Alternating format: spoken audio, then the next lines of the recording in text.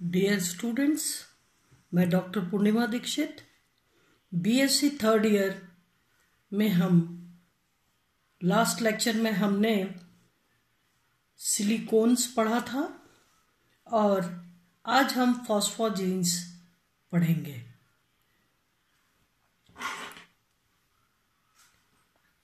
Phosphorus तथा nitrogen के P double bond N बंध युक्त यौगिक, यानी उसमें फास्फोरस और नाइट्रोजन डबल बॉन्ड होने चाहिए।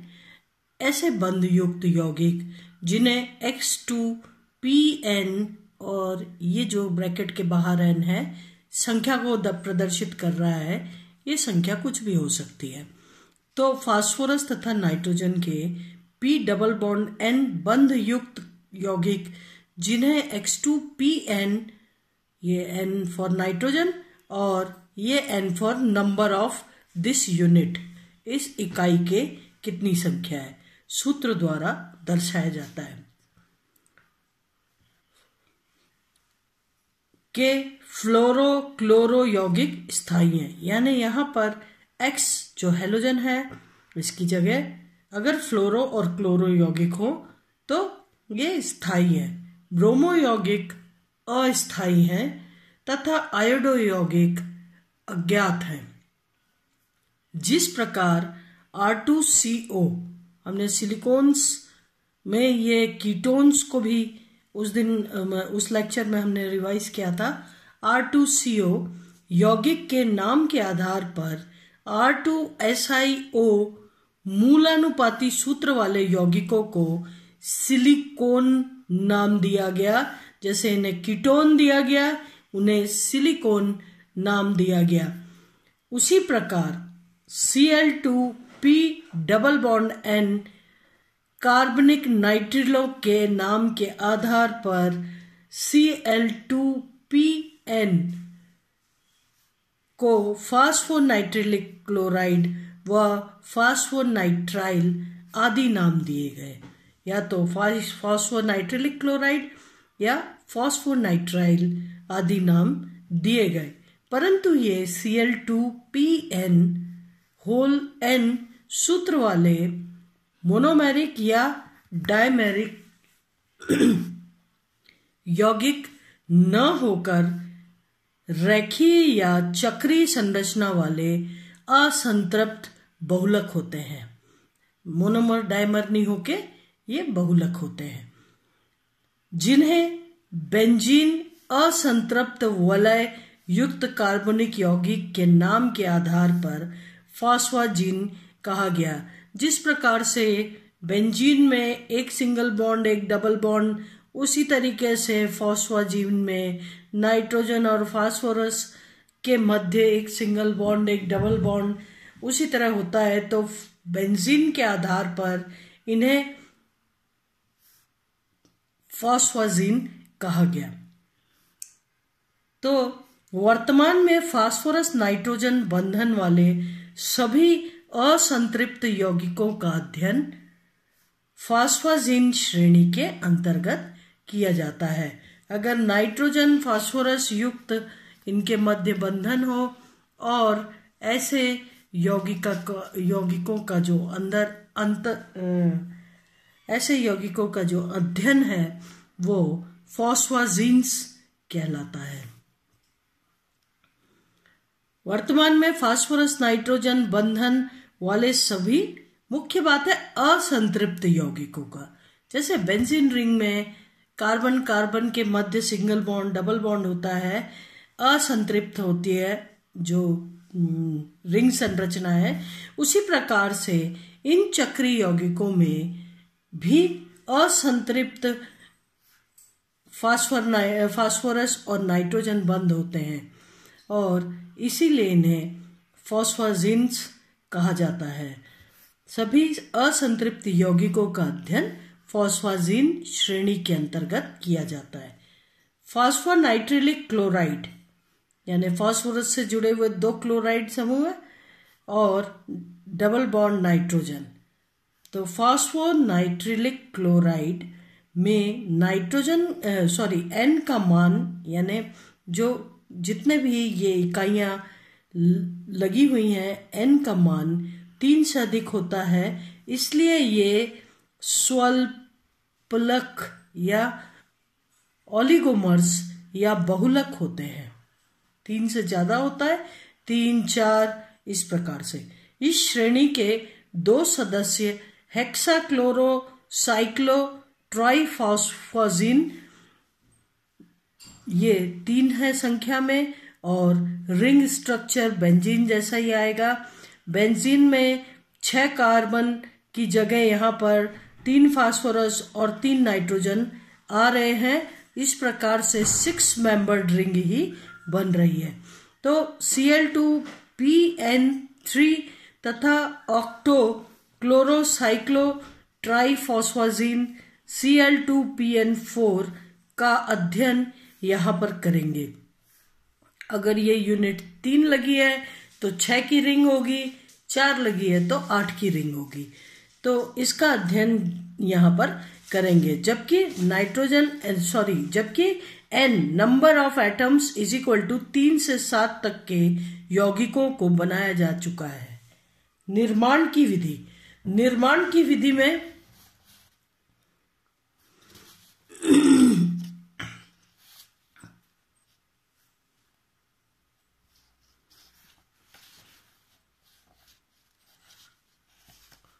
जो निर्माण की विधि है, जब फास्फोरस पेंटाक्लोराइड PCl5 की अभिक्रिया सम्मित टेट्राक्लोरोएथेन, एथेन यानी 2 कार्बन और कार्बन के से अटैच, पहले कार्बन और दूसरे कार्बन से अटैच 2 क्लोरो समूह होते हैं।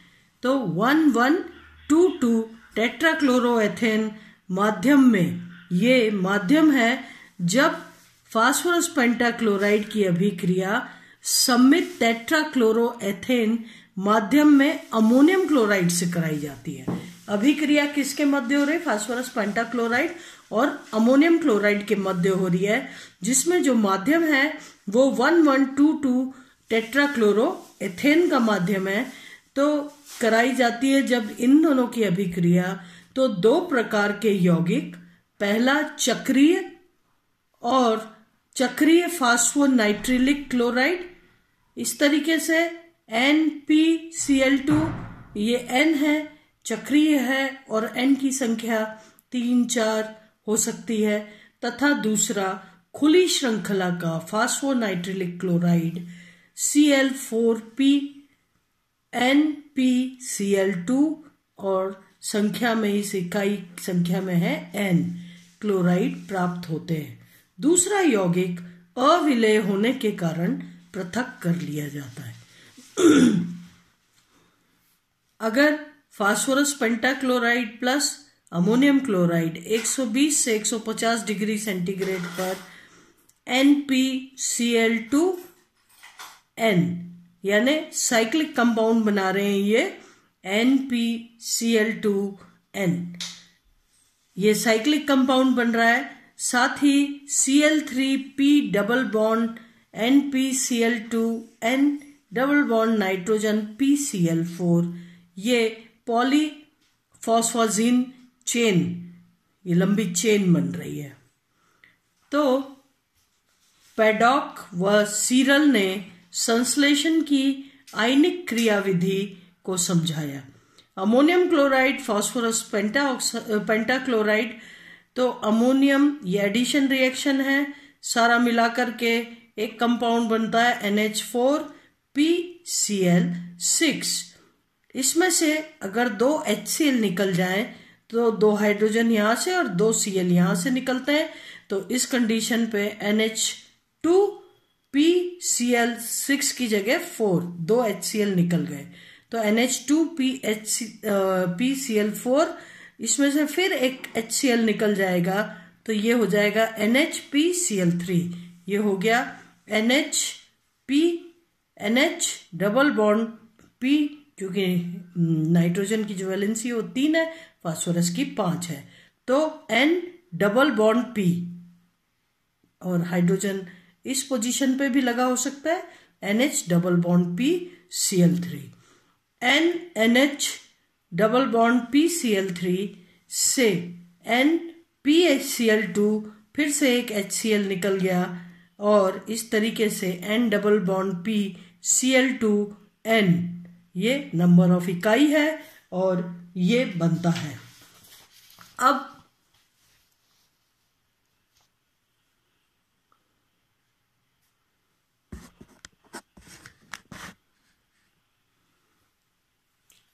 अगर इस क्रियाविधि को और भी अधिक विस्तार से समझाया गया, इस क्रियाविधि में PCl5 का अध्ययन, ये इनिशिएशन आयोनाइजेशन होता है सबसे पहले इसमें। PCl5 PCl4 प्लस और PCl6 माइनस आयनों में बढ़ जाता है। अमोनियम क्लोराइड का विभाजन, डेसोसिएशन ऑफ NH4Cl, अमोनियम क्लोराइड में अमोनिया प्लस HCl में ये विभाजित हो जाता है।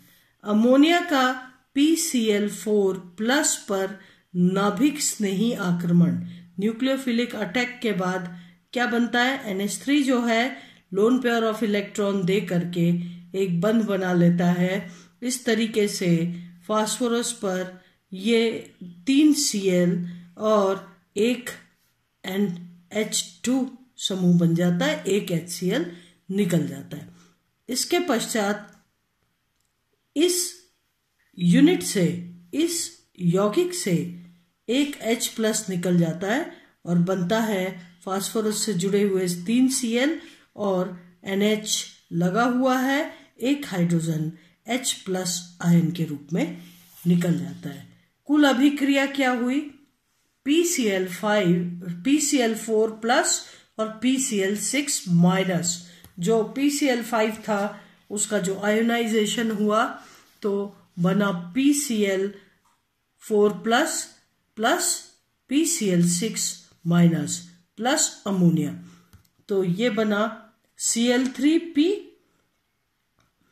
डबल बॉन्ड NH और 2 HCl निकल गए प्लस PCl5। अब PCl5 की प्रेजेंस में फिर से वापस Cl3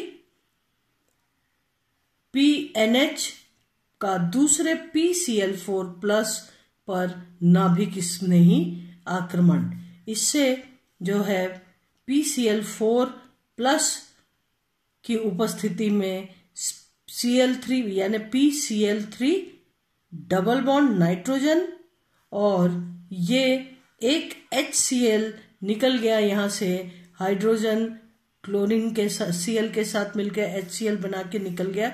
तो क्या बचा, इधर PCl3 और नाइट्रोजन, तो नाइट्रोजन PCl3 और चूंकि यहाँ से H प्लस ये यहाँ से प्लस जो चार्ज है वो ऊपर ही रह गया है, HCl निकल गया और यहाँ पर आ गया PCl3 प्लस प्लस HCl।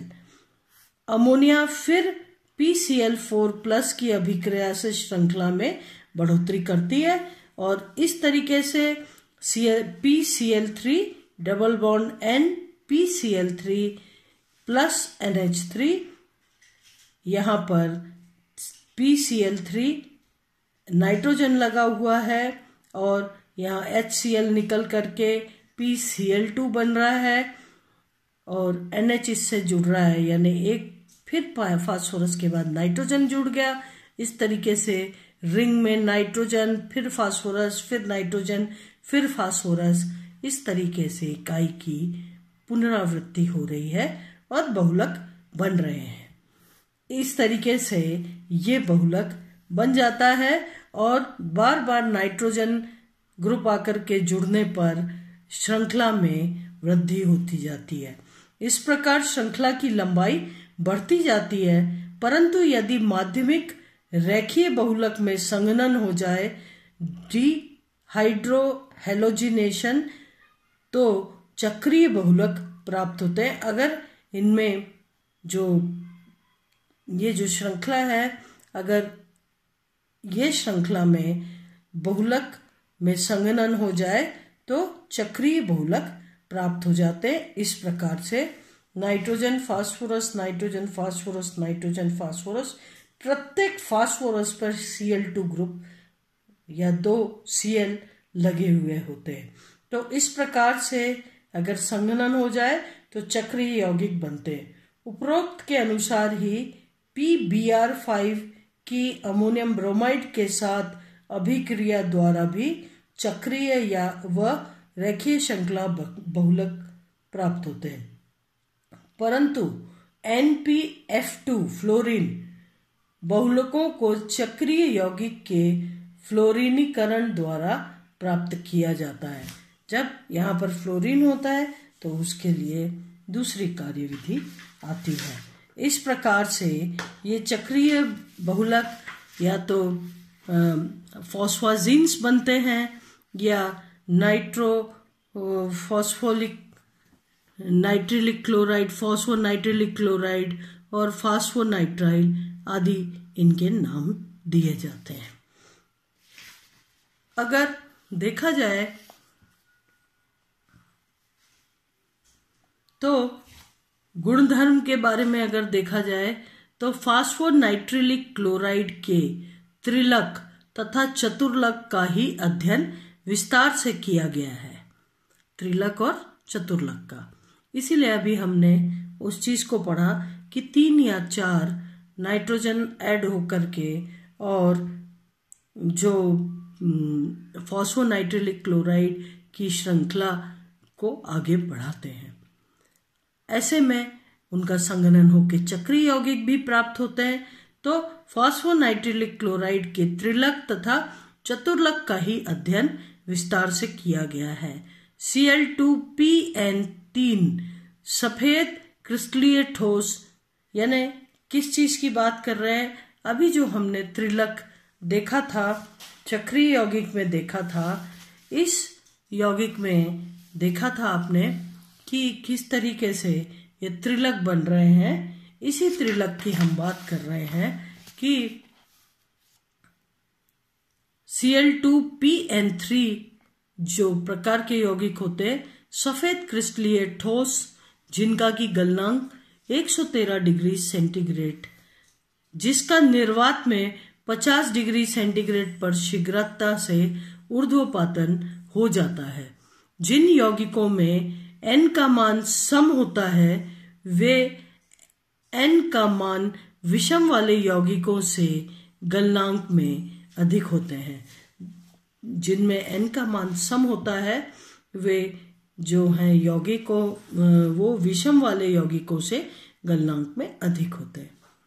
अधिकांश रासायनिक अभिक्रियाओं में वलय अखंडित रहती है तथा क्लोरीन परमाणुओं का अन्य नाभिक स्नेही परमाणुओं या समूहों जैसे कि फ्लोराइड OR- OH- से विस्थापन हो जाता है। तो फ्लोराइड की जगह पर ये आकर के ऋणायन लग जाते हैं। जैसे उदाहरण के तौर पर Cl2PN3 NaF, तो यहाँ पर Cl को फ्लोरीन ने रिप्लेस कर दिया, F2PN3 + 6 NaCl। इसी प्रकार से अगर हाइड्रोक्सी समूह को देखा जाए,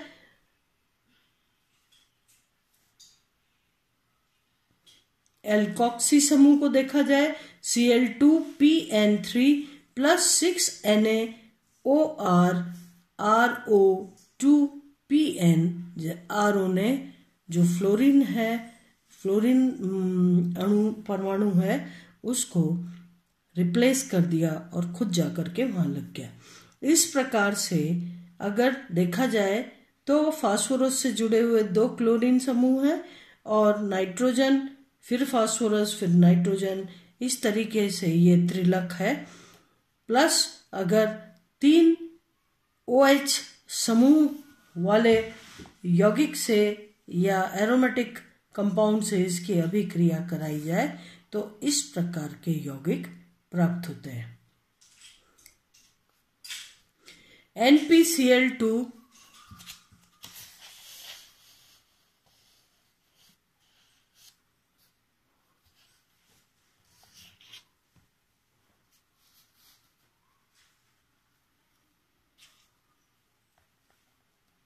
NpCl2 थ्राइस की क्रिया जल से ईथर में कराने पर सभी ClOH समूह द्वारा विस्थापित हो जाते हैं और इस प्रकार के जो है यौगिक प्राप्त होते हैं।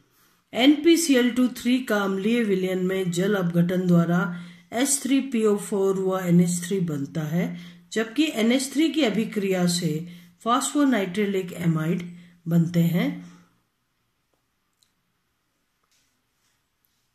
तो NpCl2 thrice 12H2O H3PO4 plus NH3 plus HCl।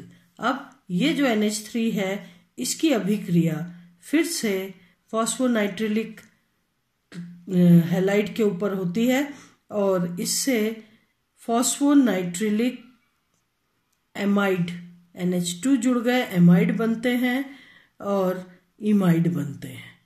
तो इस प्रकार से NpCl2 का अम्लीय विलयन में जल अपघटन द्वारा H3PO4 व NH3 बनता है और NH3 की अभिक्रिया से फॉस्फोनाइट्रिलिक एमाइड बनते हैं।